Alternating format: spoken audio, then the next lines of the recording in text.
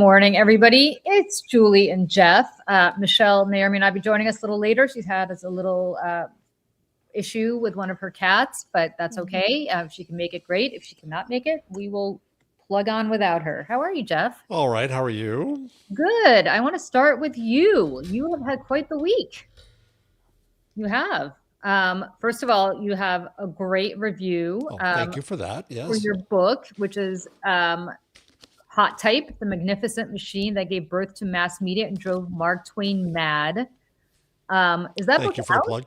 It'll be out August 20. Okay. Well, can I read a review from Publishers Weekly? Thank you. I didn't expect this. Thank you. Yes. Well, yes, I'm going to read a quote. Jarvis pens a colorful and enthralling portrait of Gilded Age industrial ferment, replete with ingenious inventors, wrangling with impatient investors, and a rich analysis of humanity's love-hate relationship with technological expansion. Readers will be rapt. You can see that on a cover. Yeah. So I'm very happy about that. Yeah. That is a great review. Do I get an advanced copy of this book? Yes, I will. I will. Okay, because I want to read it, so I could give you a review. But Yeah.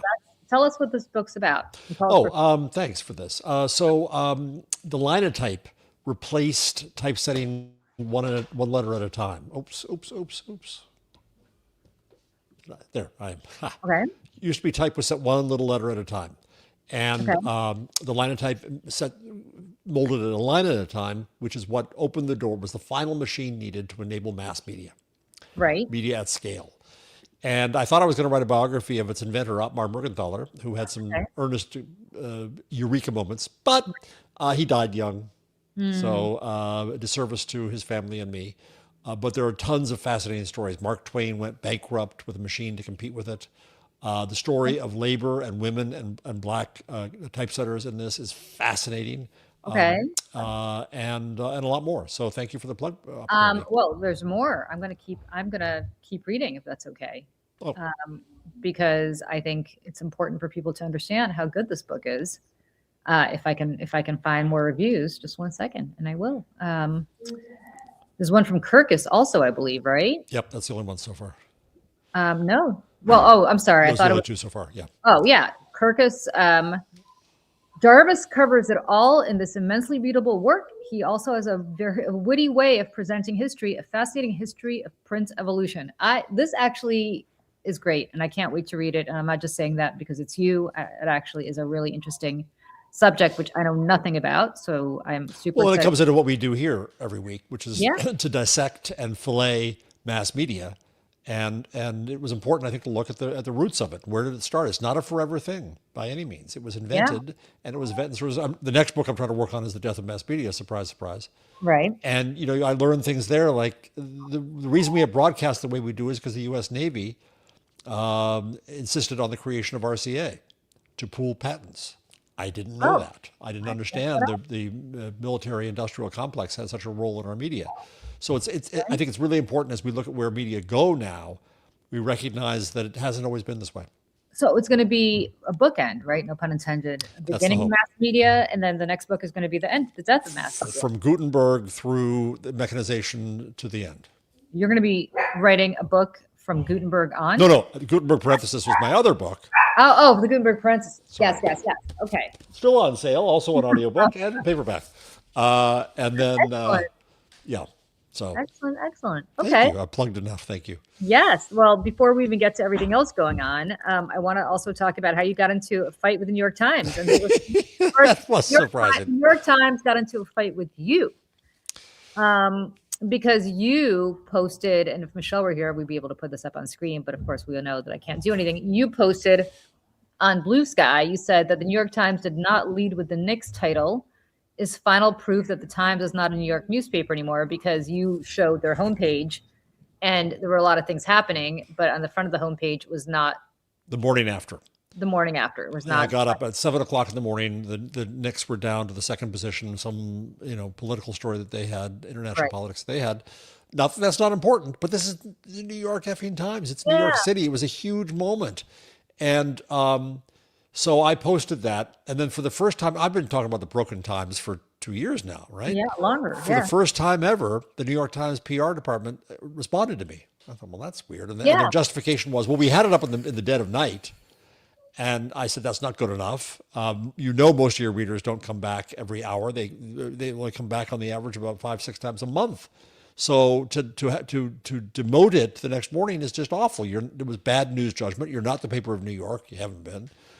Well, then I figured out why they bothered to respond to me. It's because the New York Post did a story based on one post saying, critics are saying the New York Times isn't a New York newspaper anymore, which is true.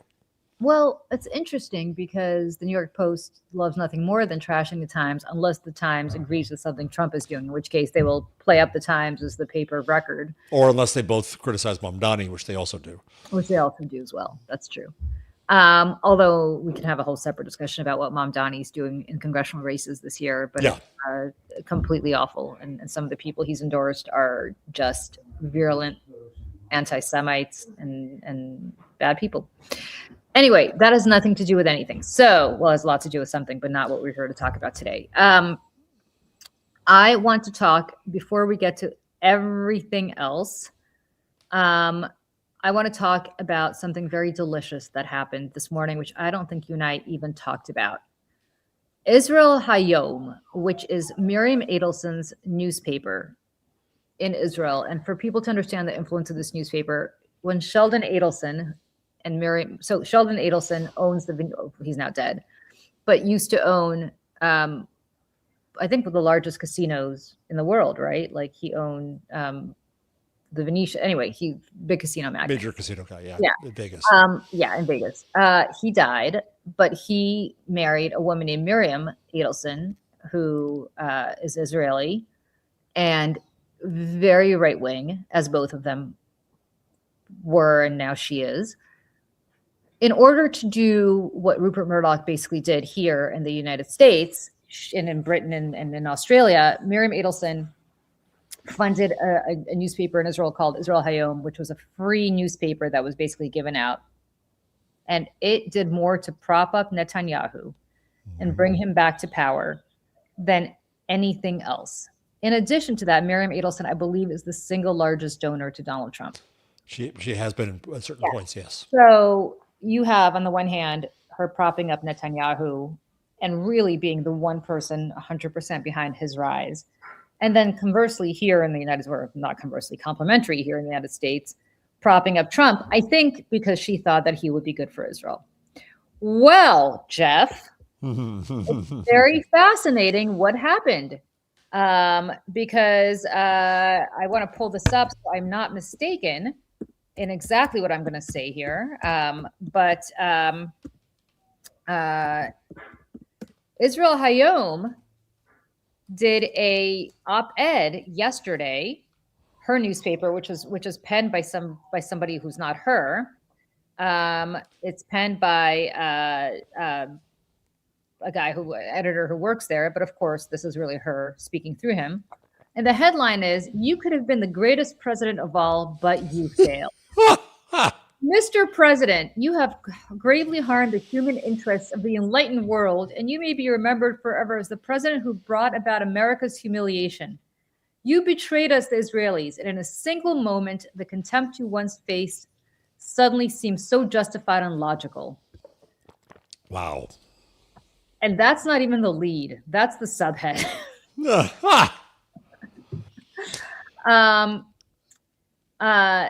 You could have been the greatest president in all of this era alongside Woodrow Wilson.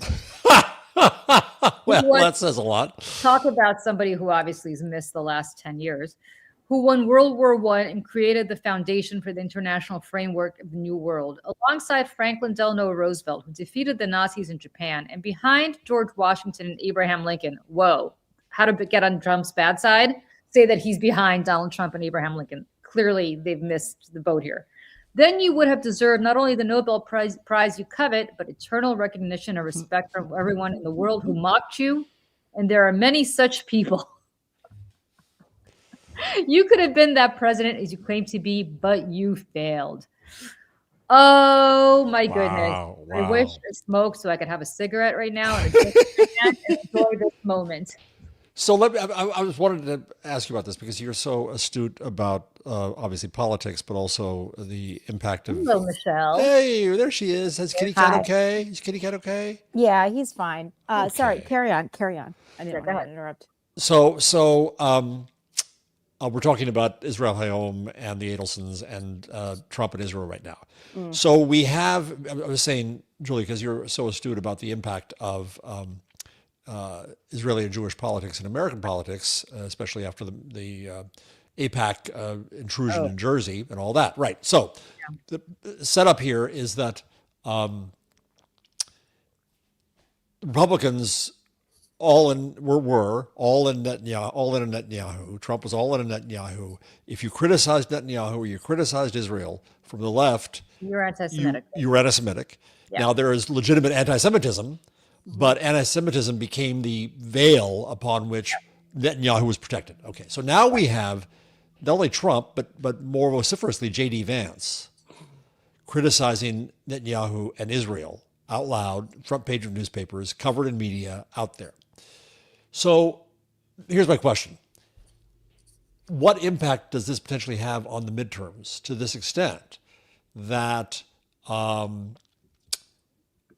think the right wing would have used every opportunity to paint someone who's critical of Israel as pro-Hamas, anti-Semitic, and did they just lose an issue for the midterms in that they're also criticizing Israel? They're on record criticizing Israel and Netanyahu. And gee, does that make it fair game for everybody else to criticize them? I don't think anybody I don't want to use my parents as an example, but I don't think anybody who is a Democrat who's worried about voting for certain Democratic candidates this year because they're been associated with rhetoric that really is, concerning to American Jews, are suddenly gonna start thinking twice because Donald Trump, like American Jewish Democrats are not suddenly going to care what Trump has to say about Netanyahu, right? Because they don't like Netanyahu either. But let's just be very clear.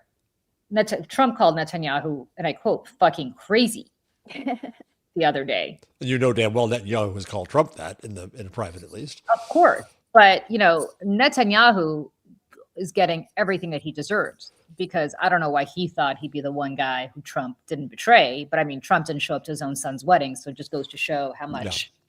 What I find interesting that nobody's talking about, I'm going to do a column on this, I think, for Sunday, is that this deal that Trump is going to foist on JD Vance when he takes the blame for it, right? Yep. Yes, exactly.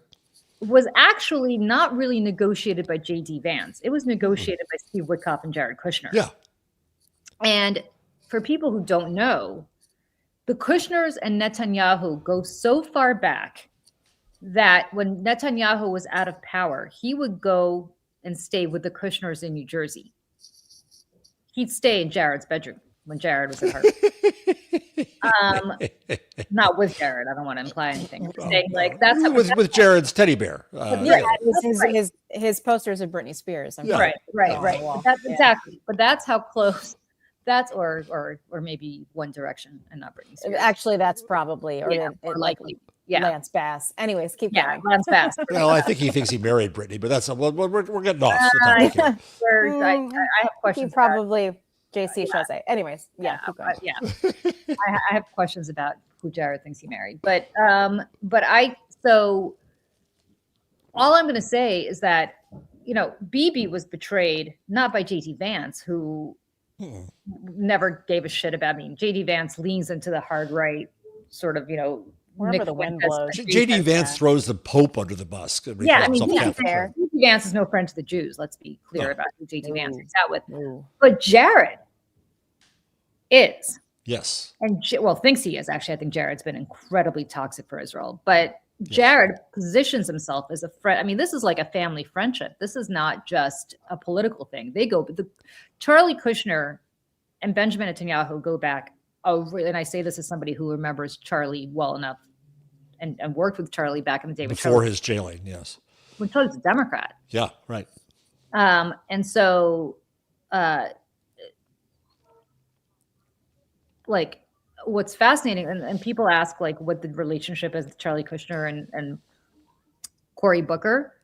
That relationship goes back to when Charlie was a Democrat donating to Cory Booker, like before Charlie went MAGA. And Charlie only went MAGA because his son married Trump, like, and he wanted a pardon. But yes. Well, right. But my point is that Charlie was always a Democrat. Yeah, and he was an East Coast Jewish Democrat. Yeah, he was a big classic.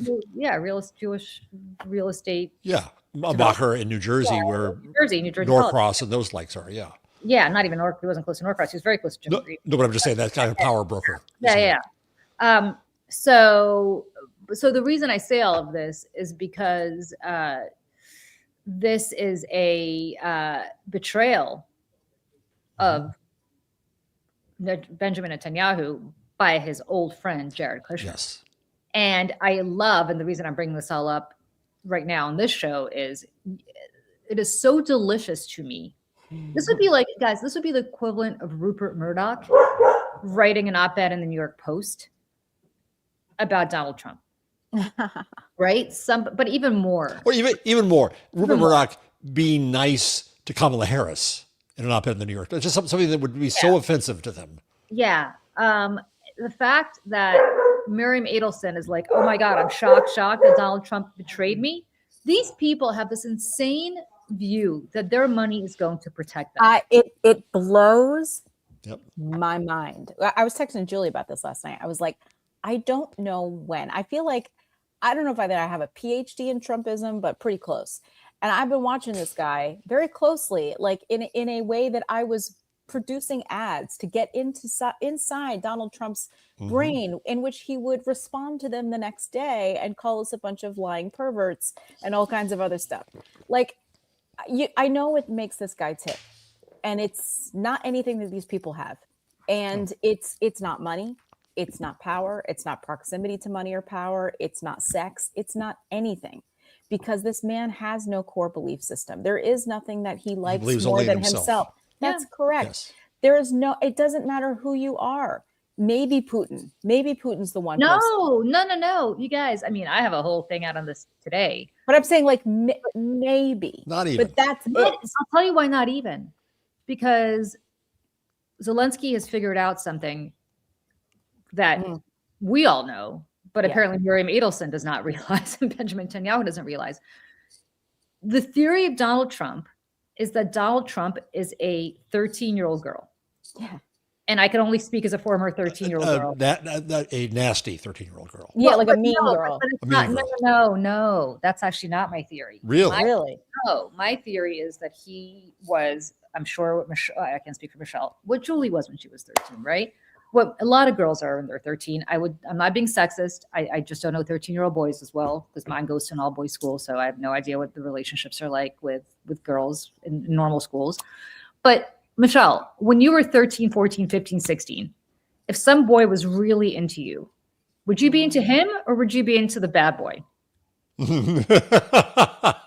If somebody liked me, I immediately thought they were gross. Honesty moment. Yeah, but if the guy blew you off, then it's like you'd be like, oh, okay. This is the story of my life from the other side. Okay, all right. So then so the only reason I said it's a 13-year-old girl is because I've never been a 13-year-old boy. Nice guys really do finish last. Oh yeah. Nice guy, right? Nice guys finish last. It's unfortunate, but yeah. But then you grow up and you marry. Hopefully, unless you're an idiot, you marry. You marry the nice Joe. Guy. Yeah. You marry the nice guy or Jeff. Yeah. Or my husband. So. But you don't marry the asshole. Trump is 80 years old and he's still trying to marry the asshole. So he's trying. So again, Netanyahu kissed his ass for the last decade, manipulated him for the last decade. The Iranians stood up to him and were like, we're going to give you the middle finger. And now all of a sudden he is like chasing the Iranians like they're some, hard to get boy at the prom. So you're saying Zelensky discovered that same secret? Zelensky discovered. Play hard to get. So what Zelensky kissed Trump. Zelensky did everything possible to get Trump on his good side, right? He showed up at the White House, hat in hand, asking for stuff. And remember how Trump and JD Vance treated him in February of 25. The most awful. I mean, I still talk. It's been Oh yeah, so 15, bad. 16 months. I still, a pit in my stomach thinking about that meeting. Now, Zelensky shows up to the G7, says to Trump, "You want to meet with me? Great. You don't want to meet with me? I don't give a fuck.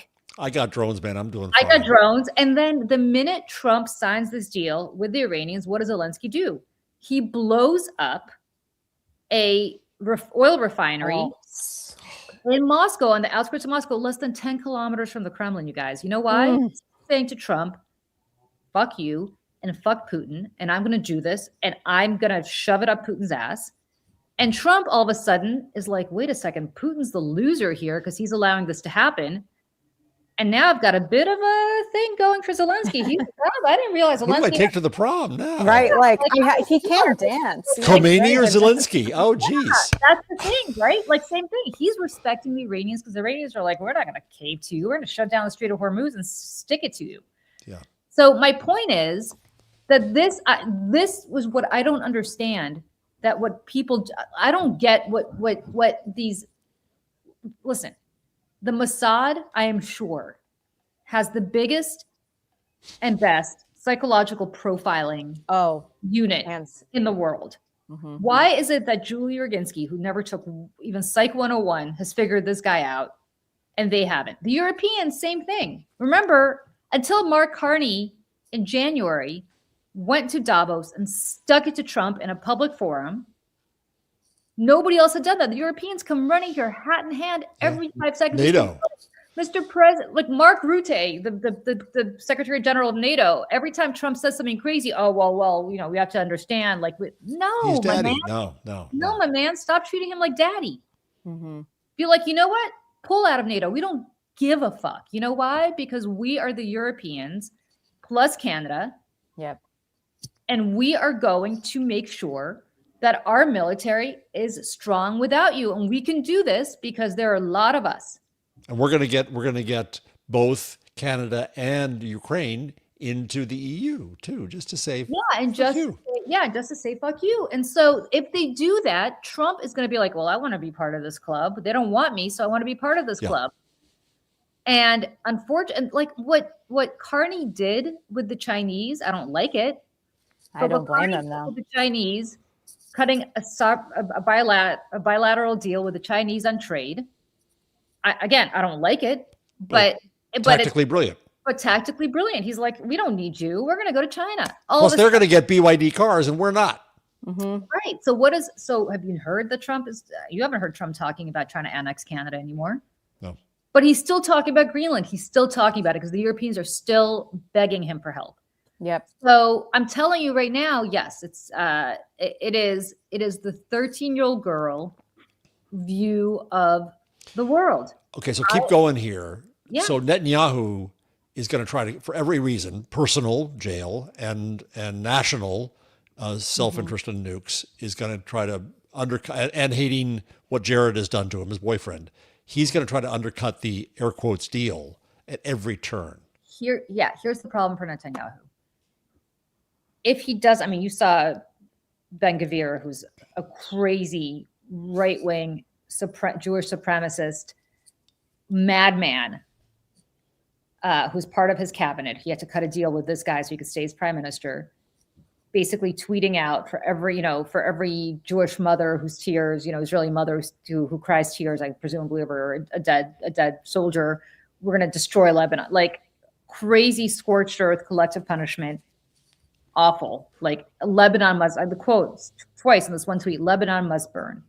Not Hezbollah must burn, Lebanon must burn, right? Like crazy, insane shit. So on the one hand, Bibi's got to contend with that guy because if he doesn't, he's going to definitely not be prime minister, in which case he goes to prison. And on the other hand, he's got to contend with Trump, who's like, if you screw this up for me, or what JD Vance said, like, don't forget 3/4 or 2/3 or whatever the number is of your military is ours. So like the musical Bibi, listen, Bibi's been on brilliant politician. He's been on borrowed time for the last decade at least. And musical chairs, like the music finally stopped for him. It's finally like, I don't know if he pulls the rabbit out of his hat. this fall and somehow still stays on as prime minister, then this guy is beyond indestructible. Like then my hat will be off to him. Just again, remember that Seinfeld quote, like, "Are you offended as a Jewish person? No, I'm offended as a comedian." Like, as a political strategist, my hat will be off to him, despite his horrible. All right, back to U.S. politics. Yes. Here's my next question for you. Given the dynamics we have now of sudden lunchroom breakup between Trump and Vance and Israel, and Israel's great supporters, what happens out of AIPAC, and what does Jonathan Greenblatt do on Morning Joe in the future? Where does this go? All right. Well, Jonathan Greenblatt is a whole different story. Michelle has a whole show on this. So I'm going to leave the ADL. And Jonathan Greenblatt, for people who don't know, is the Anti-Defamation League. And to which, can I just say just really quick about that too, because a lot of people were coming in the comments, not saying anything about Jonathan Greenblatt per se. Like the underlying current of all of the criticism is riddled with anti-Semitism. And I don't even know that people are realizing that they're doing it, but they do. So anyways, I just want to say that, like, people in the comments, why am I getting banned? Because that. Anyways, keep going. Keep going, Julie. Okay. Sorry. Friends, if you start. And if you do, you will be banned. Yes. Yeah. And I want to say, like, I don't want to hear it about, like, Zionism. Or like, don't Jew-splain everything to Julie. To us. Like you're not gonna outdo her. Like not. I don't hear it. You can oppose what Israel is doing in Gaza. You can oppose. That's the line. That's the line. You can oppose if you are saying that Israel does not have the right to exist, which is basically what anti-Zionism is. Bye-bye, because no other country is being told that they don't have the right to exist except this one, because it's a Jewish country. So anyway, AIPAC. It's very interesting what AIPAC's going to do, because AIPAC, when we had this conversation a week or two ago, did everything possible to get American Jews to vote for Republicans. Yep. Mm-hmm. Guess what, my friends? Guess what, my friends? Back in the day, in the 90s, I remember very well when AIPAC's only priority was not carrying water for one political party, but for Israel. And not Israel because of the way Bibi Netanyahu saw it, or any prime minister saw it, for the existence of Israel. You decided to go off this cliff with this guy. My attitude about AIPAC is time to disband it. It is a corrosive entity. And I say that I don't come at it from the left like, oh, AIPAC code word for Jews and Jewish money, because that's how a lot of people look at it. I don't mean that. I just mean the AIPAC, the organization. The corrosive impact they've had. But I'm still going to go back to my question. In the short term, in the next 2 months, given Trump and Vance criticizing Netanyahu and Israel as a whole, what does AIPAC do now? Do they criticize Trump in turn? Do they turn on the right? Well, AIPAC. Well, I'm glad that you said this, because here's the statement that AIPAC just put out about this. Yesterday, I actually tweeted about this.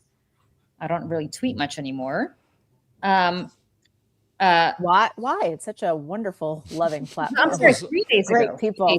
All those wonderful friends you're missing. Yeah. Yes. Well, I don't want to read this whole thing, but I'm gonna read some of it. This is from AIPAC. For 47 years, the Iranian regime has been at war against America and its own people. Over the past years, President Trump's direction, America has decimated Iran's leadership, nuclear program, and military assets. Working together with Israel, the U.S. military carried out its mission and created the opportunity for a diplomatic agreement. The announced MOU kicks off a new 60-day window for talks. We look forward to learning the full details of the framework for these negotiations, including whether the deal preserves the sovereign right of our democratic ally Israel to respond to the security threats it confronts. Congress will play a critical role in working with the administration throughout these negotiations and in reviewing the ultimate agreement. It must support efforts to maximize our diplomatic, economic, and military leverage to reach a final deal that permanently and verifiably ends the regime's nuclear program, including the removal of all enriched uranium from Iran and the dismantlement of all enrichment sites. Well, so much for that. The final deal should also address Iran's illicit ballistic missile and drone program and so much for that. Terror groups that wreak havoc around the world. Friends, he screwed you. So, because you're talking about Congress here, right? And here's the part. And by the way, AIPAC, this bullshit from AIPAC, where they're like tiptoeing around this, They did everything possible in 2015 to undermine the Iran deal when it was Barack Obama, because that's what. Yes. Anything the black man Wouldn't they love it today? Yeah. Right. And now they're like, well, Congress, let me tell you something.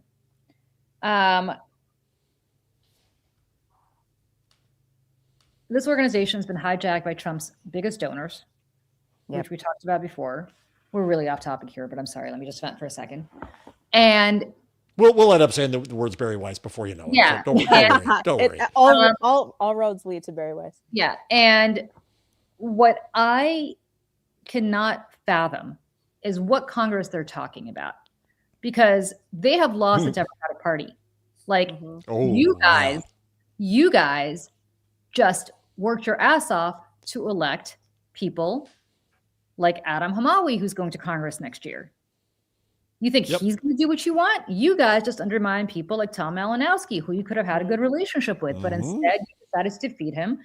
And in his place, thanks to you, somebody was elected who's not going to take your phone calls. So you could and there are so many even pro-Israel Democrats who are furious about this. Yep. Good luck. Yeah. You've got, by my count, 3 in the House. Josh Gottheimer. That's going to be bad. Yeah. And Jared Moskowitz. Moskowitz, I was going to say, Moskowitz, right? And Dan Goldman. At least one of whom can be defeated. Yeah. I mean, Dan Goldman's going to be out at the end of, I don't You think it's pretty sure? I hope not, but he is. I like Dan Goldman a lot, but potentially, and we'll know next week. And then Jared Golden's retiring. So good luck to you on the Democratic side, you fucking morons. I'm surprised I haven't seen like AIPAC coming out swinging against Espaillat in my district, honestly. Also, well, so that's one. And then 2, more relevantly, you think the Republican Congress is going to stand up to Trump?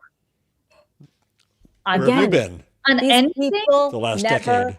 They're like, well, we're AIPAC. He's not going to do that.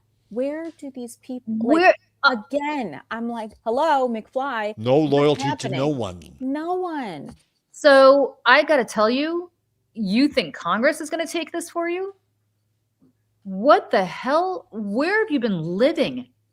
This is what I'm saying. The fucking unmitigated disaster that their strategy has been, that we talked about weeks ago, well before, Michelle knows I've been bitching about this since the early part of this year. Well before Trump betrayed all of them. When you put all your eggs in a psychopath's basket, whether in Israel or in the United States, guess what's going to happen? Netanyahu's not a psychopath. Netanyahu is just doesn't give a much like Trump doesn't give a shit about anybody but himself. He will burn the whole country down if it means staying out of prison. Well, they're both narcissists. So yeah. So anyway, so that's where we are. All right. But I will say this. Also, speaking of all of this, guess who is taking over CNN soon, you guys? Guess what? A meeting with CNN with the executives. Yep. And so here's my big question. So there's a meeting at CNN. The executives of CNN kind of show off the house that Barry's about to take over. Here's where the hot tub is, and here's where the microwave is, and it'll all be yours soon, Barry. If you are Thompson, the present CEO and editor-in-chief of CNN, is there a world in which he holds up his head for the rest of his life if he stays more than 1 minute after the purchase? Jeff, I'm sorry. Of course he's going to stay there. Yeah, he is. You know why? He's okay. If he had any self-respect, would Scott Jennings be pathologically lying on his air for the last 2 years? Ding, ding. I mean, he is editor-in-chief. He had full authority to say, no, enough of that. Right. Yep. He did not need to sign Scott Jennings to a big deal. Nope. He did not need to platform Scott Jennings. You could platform plenty of other Trumpers who don't lie. I could think of 2 that are there right now who are perfectly fine. I don't agree with them, but sure, Michael Singleton and David Urban are perfectly fine. They're not liars like Scott Jennings. But Mark Thompson look, Mark Thompson had me. I mean, I don't know if ultimately it was his decision, but the day that I went public about how they're disgraceful for platforming Scott Jennings is the last day that I was on that network. Yep. And so he had a history. He had an honorable history at the BBC and the New York Times, and it's erased. Erased. The minute that Barry takes over, and he takes orders from Barry Weiss and the Ellisons, it is erased. It's gone. Yep. What I feel like once you do something like this, it's kind of all you're remembered by. Like, I mean, I was watching Chris Licht, you know, in like row 3 or 4 of the last episode of Stephen Colbert's show. And, you know, Chris Licht, who had come from Morning Joe and went over to help Stephen Colbert save his show. And after he was done there, they sent him over to CNN to, like, you know, make things shiny over there after Jeff Zucker was out. And what happened is, like, he is now known for, at least in my eyes, I think a lot of people like us, as the guy who told Donald Trump, have fun out there with Caitlin Collins, and let him lie for like an hour and change. And he fired Brian Stelter for daring to criticize Donald Trump. Exactly. No, but I think Brian Stelter is not really. He's not exactly tough, I'm saying. And even that was unacceptable to Licht and CNN. Right. And now Brian's, you know, careful. Right. But Chris Licht, I mean, what is he doing now? I don't even know. He showed up at some gossip thing, some party or something recently, but I bet he got a good payoff. Right. That's a great thing about it. So I'm listening. Have you read? I know what Chris Licht is up to, but. Oh, you do? Yeah. We'll talk. It's going to sound a little bit off, but let me stand up for 1 second. Have you? Either of you read the novel that's the hot novel right now, Yesteryear? No. Oh, I've been hearing about it though. Oh, right, with the ballerina farmer. Yeah, it's really, really, really interesting. So it's a Caro. Oh, what's her name? Hold on, I want to give her full credit because it's the more I think about it, the more it's brilliant. Caro Claire Burke, and it's a brave feminist novel. It's about a trad wife, and I won't give away anything more than that. But the bravery of it as a novelist is that every character is profoundly criticized. Yeah, and to be able to pull that off in a novel is amazing, and it is thus a commentary on that right wing, on anti-feminism, on online media, and so on. All right. So just this morning, I discovered she's a podcaster. I didn't know that. Have you listened to the podcast Despicable Lies? No. So I pick it up this morning, and I'm screaming in the car, yay! Because she's going. This is an episode of some weeks ago, going after my bête noire Scott Galloway, and making great points about him. And basically, Scott Galloway's coming around, oh, men are just so poorly treated, and men are losing this, and men are losing that. Well, yeah, when you recut the pie, and if anybody else gets a piece, what do you think is going to happen to your piece? Same with white nationalism. And our media coverage today keeps on treating any advances by anyone who's not white and male as they can now say that it's a bigoted attack on white men. It's mind-boggling how much we've regressed, and this is where we are. It's like the failure of Reconstruction. It's the failure of gender reconstruction in this country. And so I don't know where I went off from that. Where were you? I'm sorry, I did that to you. You're talking. Sorry, I got a text from my courier that's bringing something. You were talking about Yesteryear and the right wing and the. I was trying to actually extend something that Julie was saying. Now I forget what she was saying, which is very male of me. I think it's very all of us. I do it all the time. I think it's all of us. Anyway, so I recommend the book and the podcast. But I think it's this point that if someone else gains, you lose, and that zero-sum perspective is that if I have the power, I can never lose it. Right. And it occurs to me that this is another story this week where in the Maggie Haberman and Jonathan Swan book, it comes out that Jeff Bezos is just slamming the Washington Post. What a pain they are. How awful they are. Trump yesterday is still complaining about CBS, even though he's got his fixtures in there. You know, the Ellisons are gonna not just criticize, but eviscerate Thompson and anybody who's in CNN. And if they think they can stick around, if they think they can make it work, hello, 60 Minutes, people. This new narrative now that if you oppose the Paramount merger, you're anti-Semitic. Oh yes, yeah, that one now. Yeah. And I saw that and I was like, wow, with all the real anti-Semitism happening in the world, Right. play that card so diminishes what's really happening that it's exactly. disgusting. It is disgusting. It's exploitative. Yep. That the Ellisons are doing that. Repulsive. You are some of the richest people on earth. And you operate in media and in Hollywood and you think it's anti-Semitic that people are opposing you? Like, okay. Hollywood. Yeah. Just say it. Hollywood. Yeah. Yeah.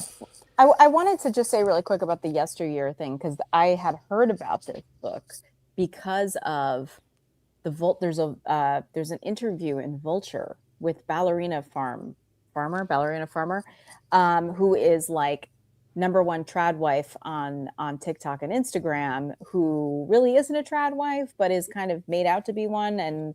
But she is one because her husband is forcing her essentially to have 10 kids and was not allowed to have any help. Sounds like a trad wife. You're very much so. And they're Mormon, and there's a whole thing where I actually met her a number of years ago. She was in a pageant that I judged in 2011. Oh, your many lives. And she won, and she was a student at Juilliard at the time. And I remember, that's amazing that she was good enough to get into Juilliard, and yet now she's an incredible dancer. Incredible. And I mean, I was like giving her tens and like, because I was like, who is this young woman? She's so incredibly impressive. And I'd wondered what happened to her. And at that same pageant, it's funny because they had given out 3 different titles in this particular pageant. The other one was Mallory Hagan, who ended off going off to be Miss America. And I know her through that. And she came and worked with us at Seneca Project. And I had asked her, and she was like, oh, that's Bell. And I was like, oh my God, that's Ballerina.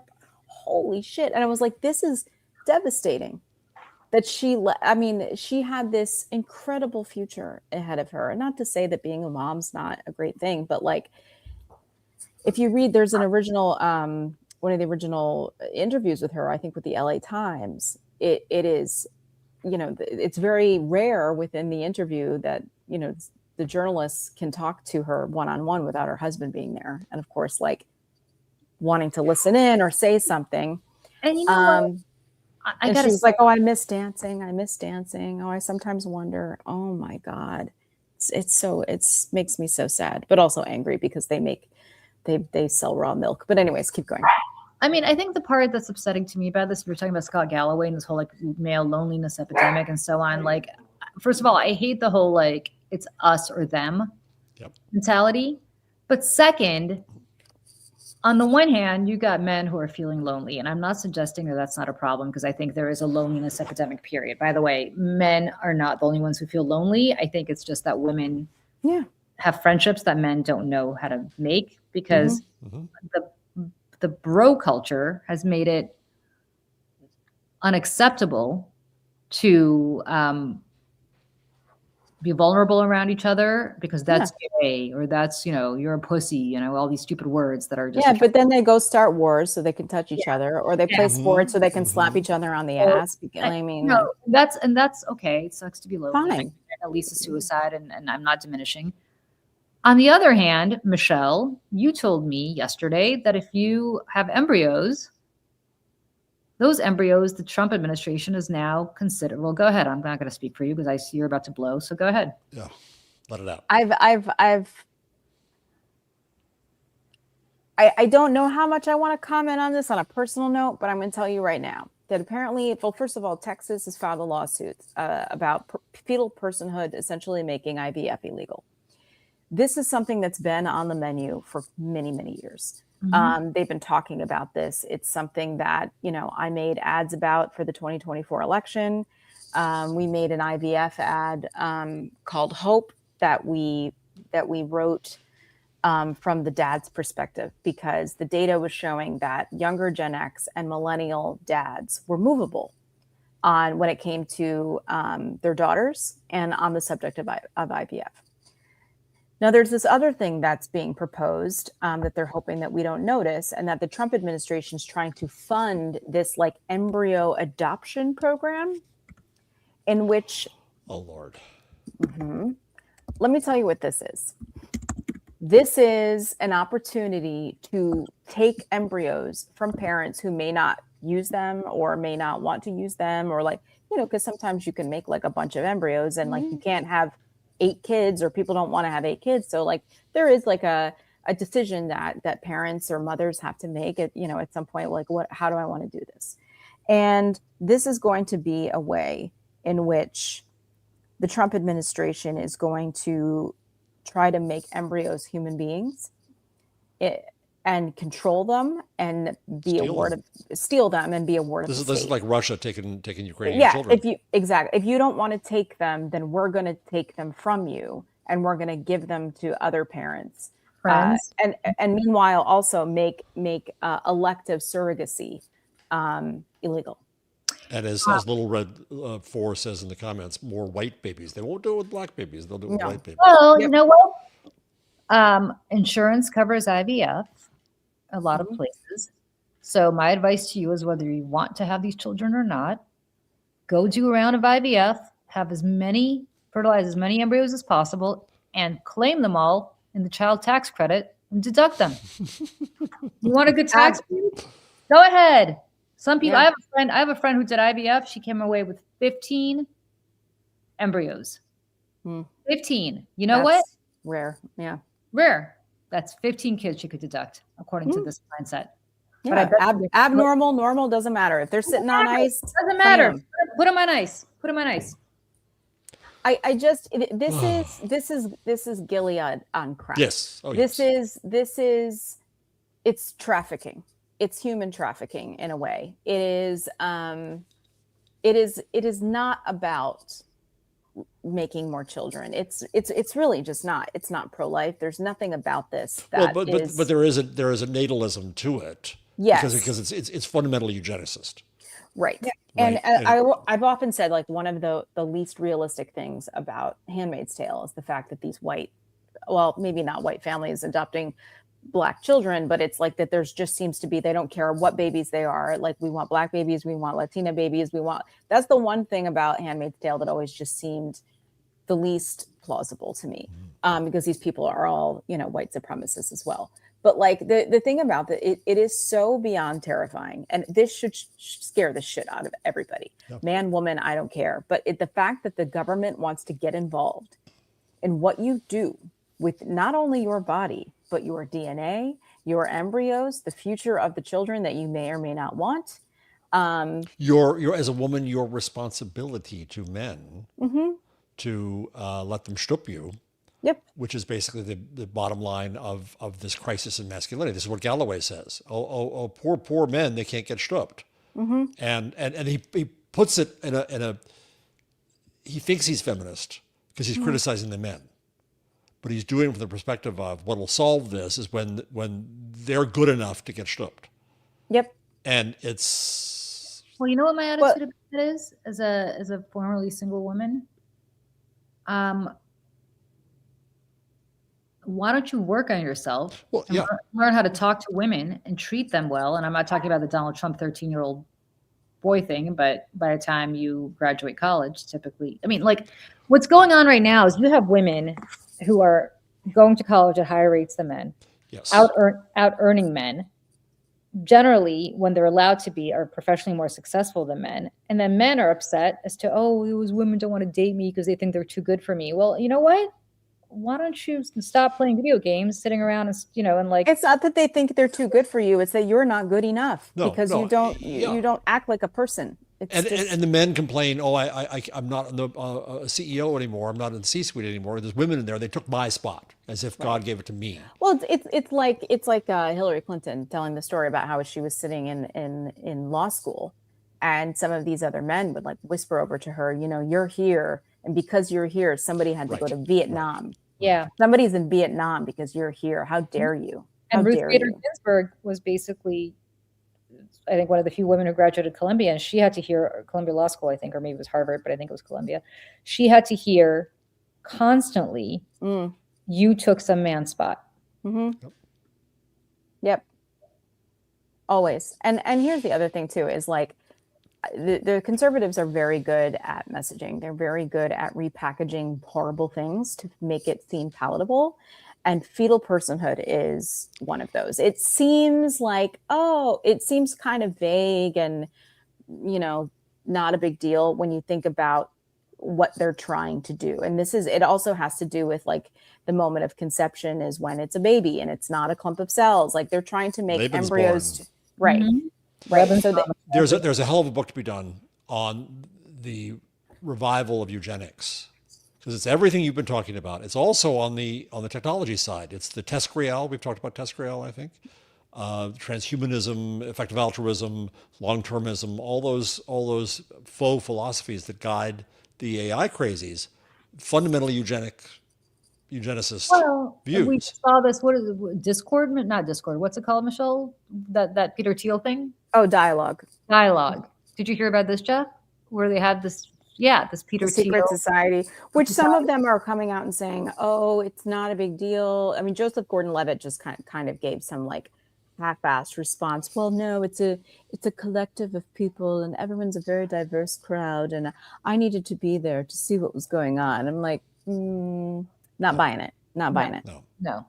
So I want to go for a second to the split screen of the week, because we saw the absolute worst of masculinity on the White House lawn last weekend.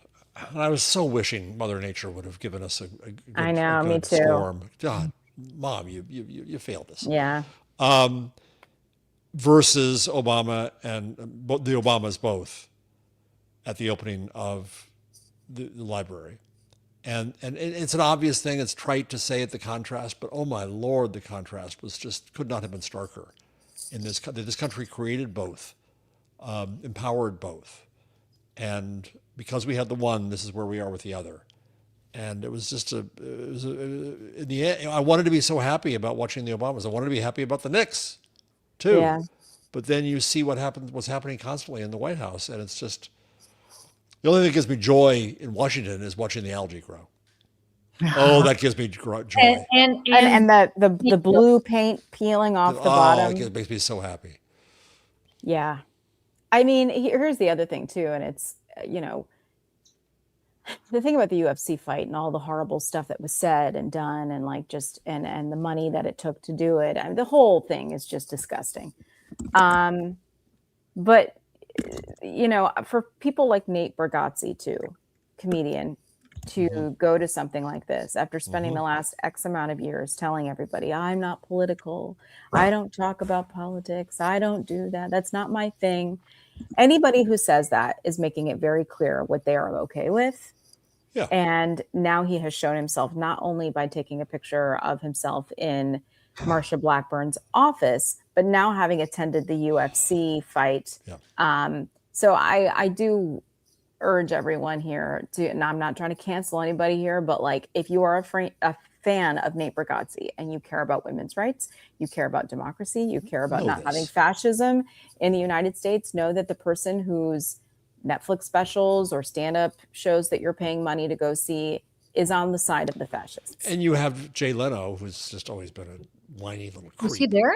No. The different one now. So Jay Leno just said that Joe Rogan is the new Johnny Carson. Oh my God. Jay Leno, who ruined the legacy of Johnny Carson alongside NBC, to say that. And then, as we did talk about last week, the Mark Twain Award with Bill Maher.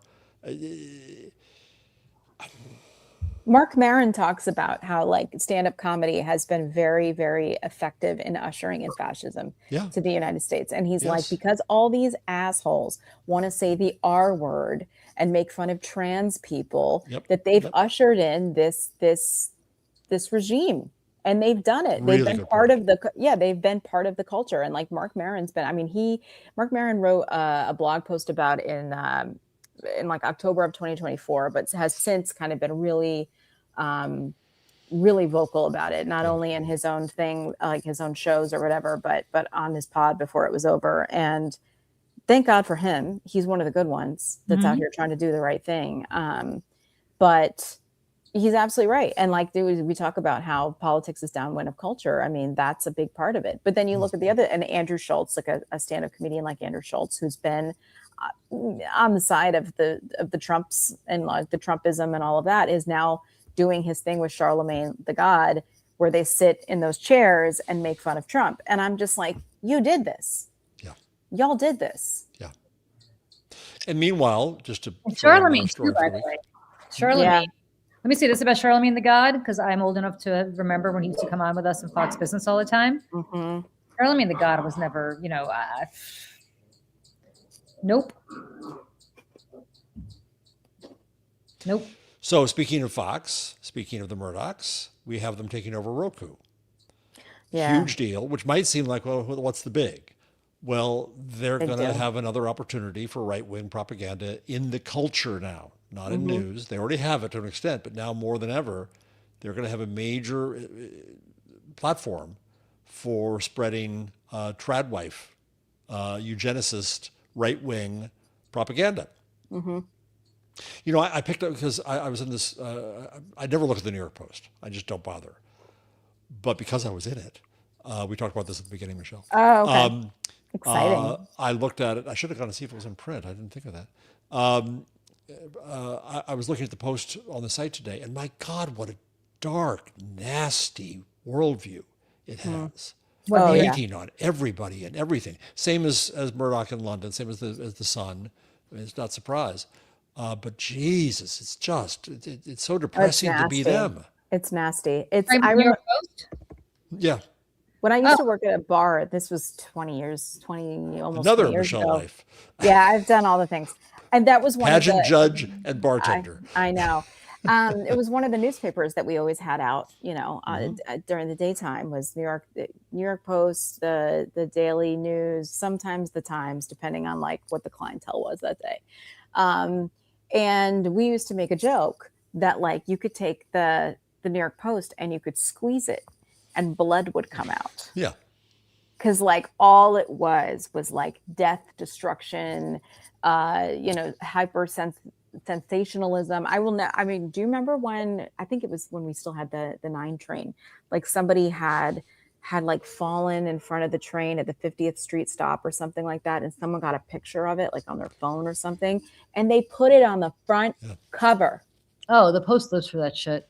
I know, but like that's disgusting newspaper. This is the kind of stuff that they do. Breaking news, the Iranians just shut down the Strait of Hormuz again. Oh my Lord. Stop it. Oh no. And this is the best part. I'm sorry. I know it's not funny because this is people. I mean, whatever. I mean, at some point you have to laugh. I don't know.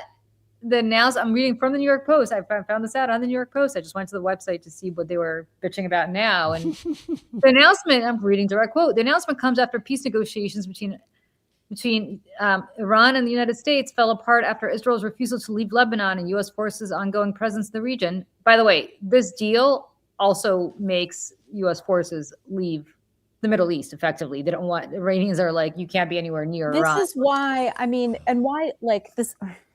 Signing the peace deal at Versailles also, can we just talk about like the irony of like no one really understood, maybe the rest of them understood, but Donald Trump certainly doesn't understand the irony of how that was stupid and, causes more problems for everyone. And here we are. Yeah. So the New York Times, of course, soft pedals it. In a still turbulent Strait of Hormuz, stranded ships wait for clarity. And then he calls apparently the Iranian Supreme Leader, Khamenei, who nobody's seen. like Representative Keane. Yeah. Representative Tom Keane. Yeah. Keane. So he calls him quote unquote probably gay, disfigured Supreme Leader. Oh Jesus. Those negotiations are going to go well now. Oh my God. If women were running the world, I just want to say none of this would be happening. And if there was a problem, it would be solved by now. I happily give my throne to you. Happily. It's only the sane thing to do. That's great. Oh, Lord. Centuries of this bullshit. Probably gay. By the way, I mean, I know that they're saying that so that he gets killed by his own people, because obviously being gay in Iran is a no-no. Right. But speaking of probably gay. Oh, girl. Michelle, you've been working on this project, so I have. what is it? Well, I mean, we have a theory that Donald Trump is at the very least bisexual. There is the comments, first of all, if with the dementia, the frontotemporal, whatever it's called, dementia that he has, the filter is dissipating. And the things that he probably would never have said, even 10 years ago, he's certainly very comfortable saying now. He's talking about Arnold Palmer's penis. He's talking about the manly, beautiful men. Oh, look at how handsome he is. Look at how handsome. I don't want to touch him. I'm not into that. But what a handsome guy. And then he said something else. I want to kiss him. I want to kiss him. Oh, but I'd rather have the kiss the women. Oh, but I'd like to kiss you too. These are the comments that he makes. I have a list just in the last few years. He was hitting on Modi. Yeah. He said, beautiful, beautiful man. I went to his hotel. I stayed a little bit too long. We fell in love. Mm-hmm. He said this 2 days ago. And talking about how good looking El-Sisi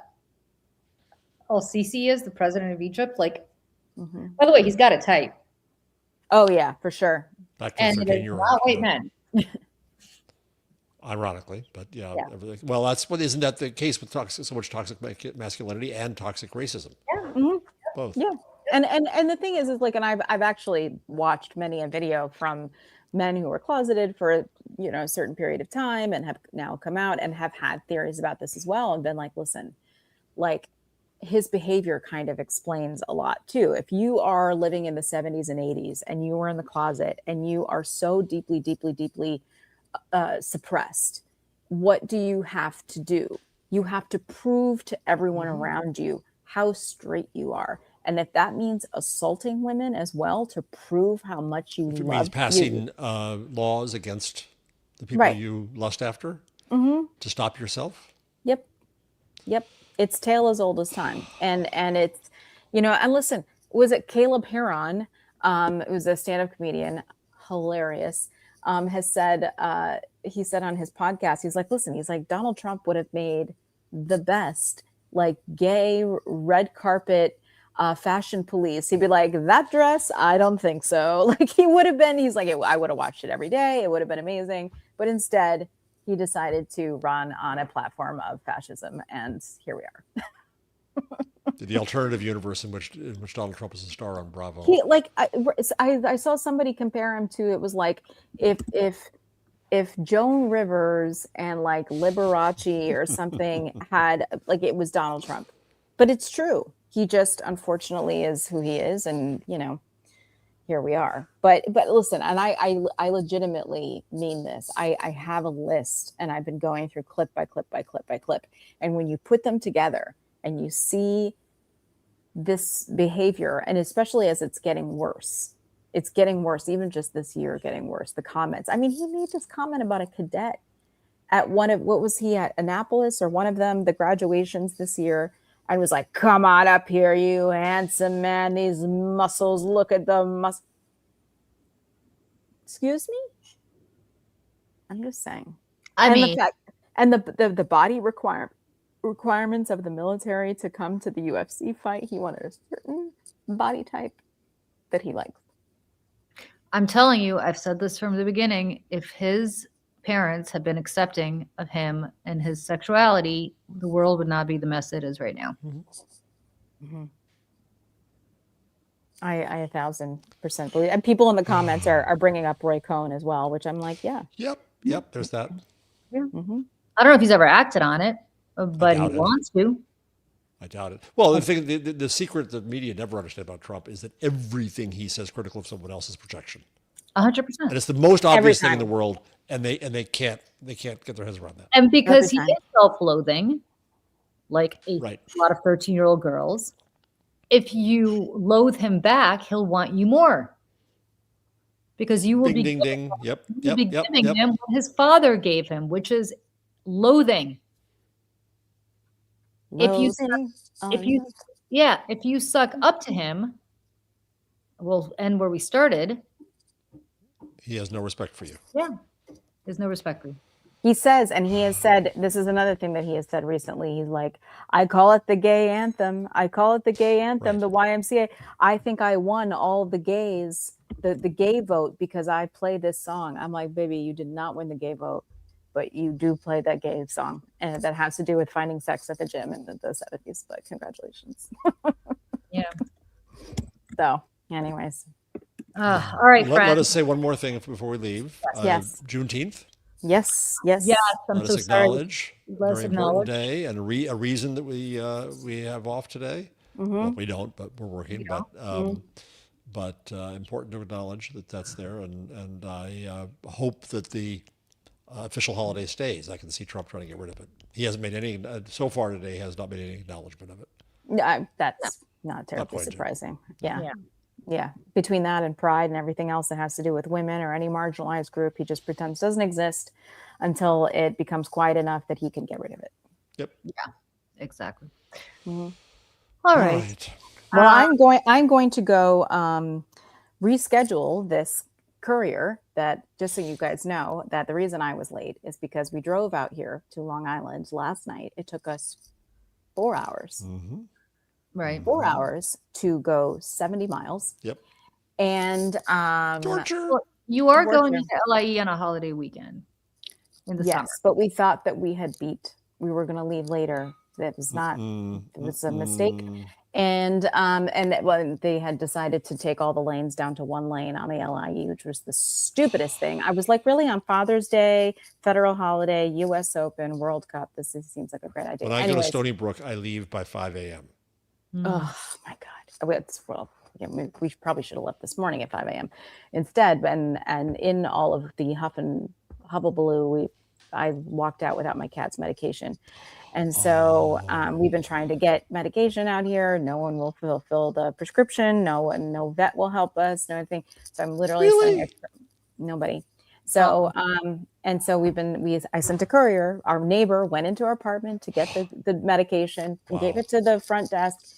Had a courier come. The courier drove about 20 minutes, texted me and said, I just realized I'm not going to be back in time to pick up my kid. I'm so sorry. And so they just drove. So. But the courier has the medicine. Yeah, I go, you better go bring that back to my doorman, please. So I might be going back into the city to go get it myself. Why? There's no other courier out there? I don't know. I'll try. We'll see. I still can't believe a vet wouldn't fill the prescription I out think there. just go to an ER, Michelle. I know they won't do it. And it's a steroid. So it's like, he can't not have it. So yeah, this is my stupid. Well, at least you get to, I have to go up to Boston next week. And my husband does not want to be left alone in New York with two dogs. So I have to take the little one with me. Oh, no. For a week. I'm sorry. We should never laugh at you with this dog, but we have to. So we're going to be in this hotel room with a dog who's not potty trained. The hotel miraculously is allowing us to bring her, which is insane. But yes, I will be stuck inside a hotel room every day because I can't leave her alone. She'll tear up the whole place. And yeah. So if anybody wants to do any shows, I will have nothing but time, friends, because I will be stuck in a hotel room. If anybody wants to dog sit, very cute dog. Take it around. And you know what? Introduce the dog to the wonderful Scots who have charmed Boston. Yep. And have you ever seen this, Julie? Oh, it's magnificent. No. Who? The Scottish, because the Scottish team is in Boston. Oh, so yes. all the Scottish football fans are up there. Besides literally drinking bars out of beer. They're running out of beer. Okay. But they've completely charmed the city, and the city has charmed them. It's one of the most beautiful things I've seen on the socials. I talked about this with Cliff Schechter yesterday on his show, but I'm going to just say something as somebody who spent 4 years in Boston, Massachusetts in college. I am embarrassed for the city of Boston and the Irish people of Boston, who are more Irish than people in Ireland, that they are being like somebody's drinking you under the table. I know. Yes. What? For Boston? Have you no pride? Have you no pride as an honorary Bostonian who spent 4 years drinking myself under the table? What? I am embarrassed for you, my masshole friends. This is not how we behave. All right. On that note, everybody have a wonderful Juneteenth. Happy Father's Day. Happy Father's Day. Happy anniversary to my husband, which is just, I didn't know that. I guess to me and my husband, since he had it took two to get married. I was there too. And have a wonderful weekend, everybody. And we will see you next week. Yep. Bye, everybody. Bye. Bye. Bye.